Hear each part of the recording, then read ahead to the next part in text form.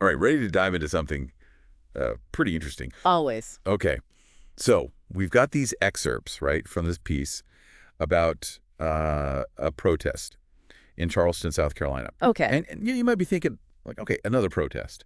But this one, well, the details, man, they really make you think. I'm intrigued. Let's hear it. So picture this, right? Marion Square, police barricades, a crowd chanting angrily.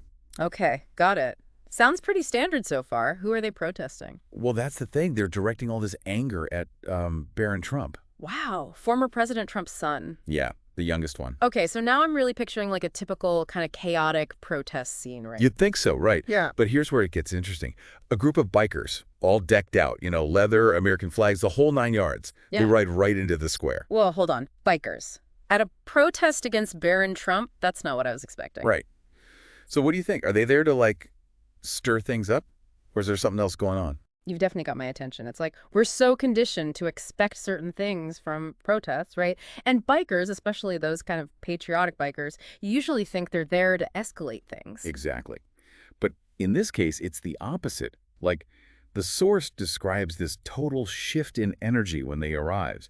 Chanting stops, crowd goes quiet, everyone's just staring, trying to figure out, like, what are these guys doing here? That's such a powerful image. It's like all of a sudden you've thrown a wrench into the whole narrative. Suddenly nobody knows what's going to happen next. Right. Pure suspense.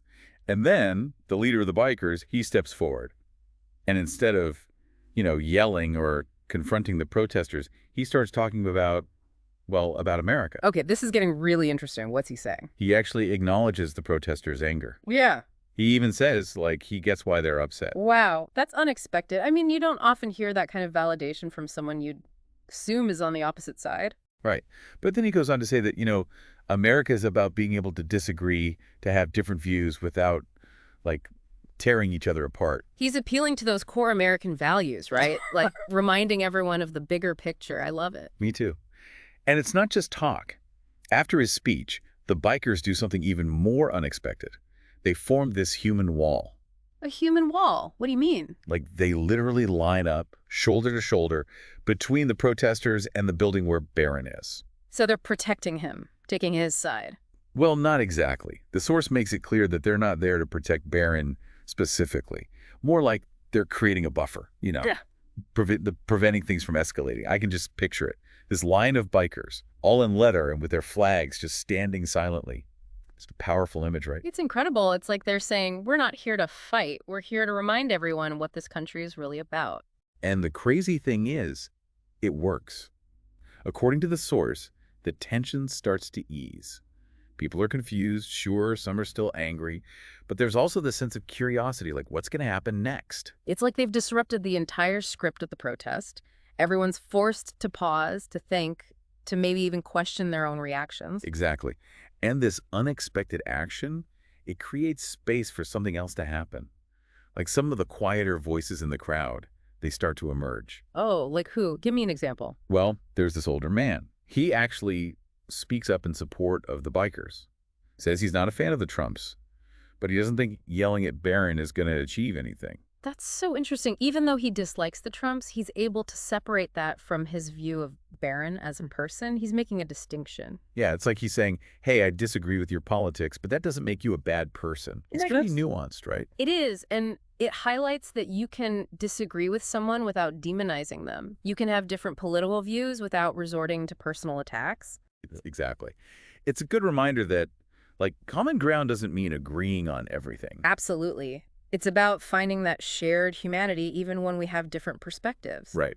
But of course, not everyone felt that way. Yeah, I bet. You can't please everyone, right?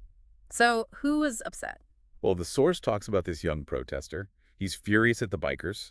He sees them as, like, protecting the status quo, hindering the movement for change. Oh, I see. So he feels like they're on the wrong side of history. Yeah, and his anger is intense, like really raw. It's a classic example of how, like, passionate beliefs can sometimes make it hard to see things clearly. It's a tension we see all the time, right? That Yeah. pull between righteous anger and the need to actually be effective. Sometimes those two things clash. Totally.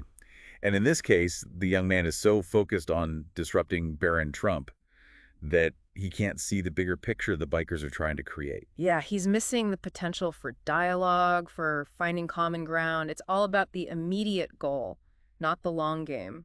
Right. And it's at this point that a woman, one of the bikers, steps forward. Oh, this is getting good. What does she do? Does she yell back at him? No, not at all. She's actually very calm. But she does challenge him, asks him to think about what message he's sending. Is it anger, or is there some hope in there somewhere? That's brilliant. She's not dismissing his anger, but she is encouraging him to think about it differently, to consider if his actions are actually helping him achieve what he wants. Exactly. And it's amazing how the whole atmosphere starts to shift again. People start lowering their signs, expressions soften. It's the biker's message is finally starting to sink in. It's like a wave of calm is washing over the square, and it's all because of these small, deliberate actions. It's fascinating. Totally. And then we get this totally random moment. A businessman who'd been watching from near the hotel entrance, he starts clapping. Clapping? What, for the bikers? Yeah, and I know, it sounds weird, right? Who cares that some guy clapping? Yeah. But in this context, it's huge. I can see that. It's like this unexpected gesture of support, like he's saying, hey, I see you, and I appreciate what you're trying to do. Exactly. And it seems to, give other people permission to feel the same way. Yeah. Suddenly, it's okay to agree with the bikers. Wow, that's powerful. Just one person clapping, and it changes the whole dynamic. It really does. Yeah. And then a young woman from the protest group, she actually approaches the biker leader, admits they don't see eye to eye on everything, but says, maybe they need to find a better way to communicate. That's huge. It takes a lot of courage to step outside your group like that and admit that maybe there's another way. Right. And it feels like, at this point, there's a real sense of, fragile peace settling over the square. People are starting to talk to each other, listen to each other. It's incredible how these unexpected actions have totally transformed the situation, and just when you think it can't get any more surprising. Well, just as this, fragile peace is settling, guess who emerges from the hotel? Don't tell me. Barron Trump. Yep. Talk about a dramatic entrance. Wow, the timing couldn't be more perfect. Everyone's attention is on him, and whatever he does next is going to determine how this whole thing plays out. Right. The tension is so thick you could cut it with a knife, but there's also this, glimmer of hope, maybe, just maybe, something amazing is about to happen. And what he does is, well, it's not what you'd expect. He doesn't ignore the protesters. He doesn't get defensive. He actually addresses them directly. Really?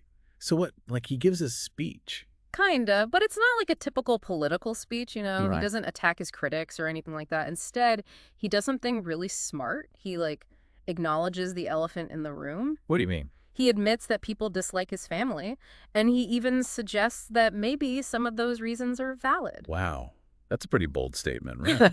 Especially for someone in his position. It is. It's like he's disarming them, you Right. know? By admitting the negativity head on, he takes away their power.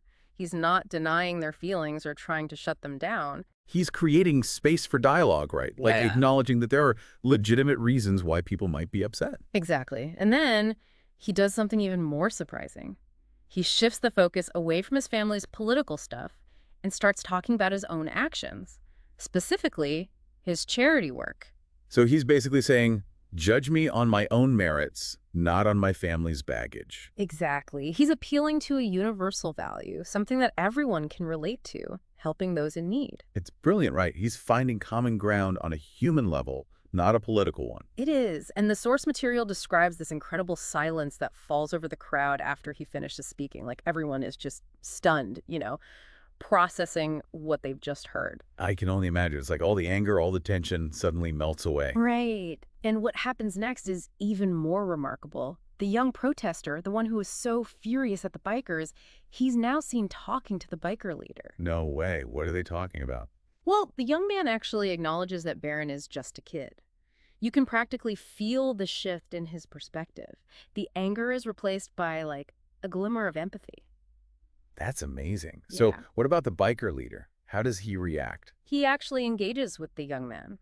They don't agree on everything, of course, but there's a mutual understanding that yelling at each other isn't the solution. It's like they're both realizing that there's a better way to communicate, to actually listen to each other's perspectives. Exactly. And it's all because someone was willing to listen, to create that space for dialogue. And then, get this, the woman who initially challenged the bikers, she makes a final statement. She says, maybe we're all more alike than we think. Wow, that's such a powerful statement. It's like, after all that's happened, she's finally able to see the humanity in everyone, even those she disagrees with. It's a perfect ending to this whole story, right? It shows that even amidst all the division, there's still hope for connection, for understanding. And what's amazing is that it wasn't some big planned out thing that brought about this change. It was a series of individual choices, small acts of courage and compassion that created this ripple effect. Right. The bikers choosing to stand as a buffer, the older man speaking his mind, the young woman reaching out, Barron speaking from the heart. It all added up to something incredible. And it makes you realize that change doesn't always have to come from the top down. It can start with us, with our own choices, our own actions. Exactly. It's a reminder that even seemingly small things can make a difference. Like, what if each of us, in our own lives, made a conscious effort to listen more, judge less, and connect with people who are different from us? What kind of world could we create? It's a powerful thought, and it's something we should all be striving for. This deep dive has really made me think about the moments in my own life where I've seen people bridge divides, maybe not as dramatic as this encounter in Charleston, but still meaningful. Oh, absolutely. Like those everyday acts of kindness that remind us of our shared humanity. Those moments where someone steps outside their comfort zone to help a stranger, even if they disagree on things. Exactly. It's a reminder that we're all in this together, right? And that despite our differences, we have more in common than we might think. Absolutely. And it's those connections, those moments of shared humanity that have the power to change the world. This whole conversation has been so inspiring. It's a reminder that even amidst all the chaos and division in the world, there's still hope for something better. I agree. And that hope, it starts with each of us, with the choices we make every day, the way we interact with the world, and the connections we build with people who are different from us. So as we wrap up this deep dive, I want to leave everyone with a little challenge. Think about a time when you witnessed a moment like this, where someone bridged a divide, showed compassion, or just made the world a little bit brighter. And then ask yourself, what small action can I take today to do the same? That's a great challenge. And remember, even the smallest ripple can create waves of change. Thanks for joining us for this deep dive, everyone. And until next time, keep exploring, keep questioning, and keep connecting. It really makes you think, Like, what if those bikers hadn't shown up? Yeah. Or what if Barron had just, ignored everyone? Totally. It could have gone so differently. It's a good reminder that even small choices can have a ripple effect. You never know what impact you might have. It's like that butterfly effect thing, right? Yeah. One tiny change can lead to huge consequences. Exactly. And it's not always about grand gestures. Yeah. It's the everyday stuff, the way we choose to treat each other that really matters. It makes me think about all those times I've seen people bridge divides in my own life. Maybe not as, dramatic as this Barron Trump thing, but still meaningful. Oh, for sure. Like those little acts of kindness that remind you there's still good in the world. Right. Like, I remember one time I saw this neighbor helping a stranger whose car had broken down. Mm-hmm. And you could tell, from their bumper stickers, that they probably disagreed about a lot of stuff. But in that moment, none of that mattered. They were just two people helping each other out. It's those little things, right? Exactly.